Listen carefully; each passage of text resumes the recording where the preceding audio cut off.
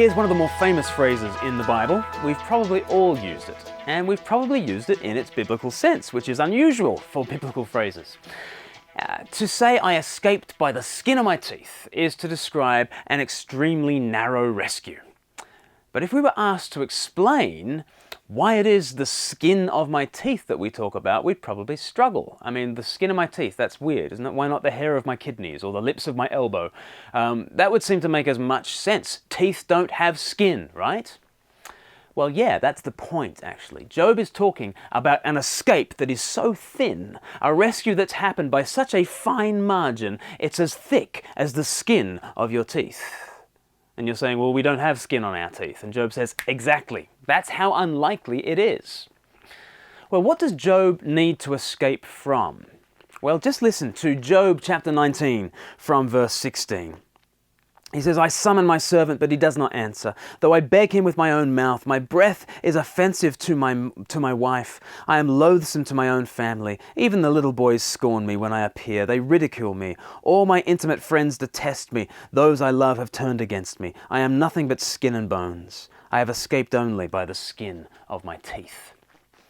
Everyone around Job seems to be against him, but if that weren't bad enough, verses 9 to 11 speak of God being against him as well. This is how he feels anyway. The Lord, He has stripped me of my honor and removed the crown from my head. He tears me down on every side till I am gone. He uproots my hope like a tree. His anger burns against me. He counts me among His enemies. We've been thinking of Job as the story of man with a capital M.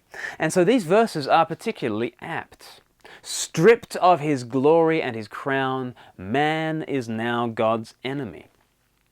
Nothing in man's circumstances and nothing in his natural state before God can possibly give him hope. Yet he does have hope. There is an escape that is so extraordinary, it's by the skin of my teeth. Tomorrow we're going to think about the great hope that Job has, the one hope that we all have in the midst of our suffering. Verse 25, I know that my Redeemer lives. But the context for this hope is despair in his own situation.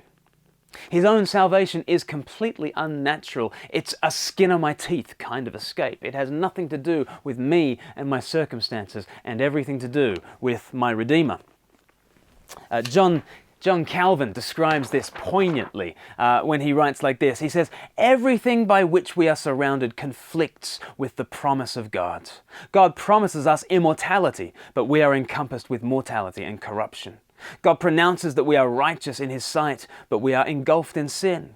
He declares His favor and goodwill towards us, but we are threatened by the tokens of His wrath. What can we do? It is His will that we should shut our eyes to what we are and have in order that nothing may impede or even check our faith in Him. This is a gospel for sufferers.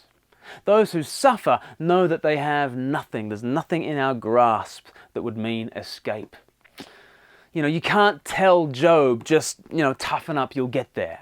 And you can't tell him, look, Job, worse things happen at sea. In his case, it's just not true. It is as bad as it gets, and he cannot save himself. Those who suffer know that there's nothing in their immediate circumstances that would give them hope.